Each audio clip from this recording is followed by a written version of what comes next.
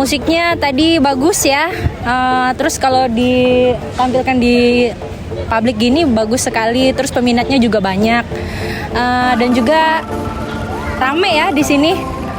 Car Free Day-nya di setiap hari Minggu rame, cuman saya baru kali ini sih, Masya Allah rame banget, seru. Ya aku suka nih ada acara kebudayaan gitu, musik-musik kebudayaan.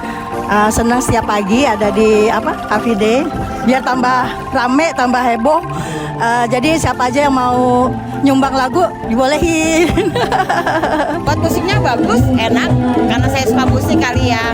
Bisa menghibur orang banyak yang tadinya capek, bisa duduk santai beli kopi, makan roti, ya kan. Jadi tadi habis aja aku nyanyi di performing arts yang disediakan oleh Dinas Kebudayaan. Sangat enjoy banget ya tadi nyanyi, terus temen-temennya, crowdnya juga semuanya ikut nyanyi bareng sama aku.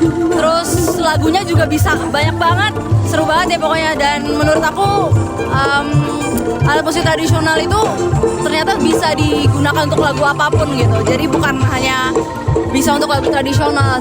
Menurutku sangat menarik dan juga bisa mengenalkan kebudayaan Jakarta untuk di Car Free Day ini.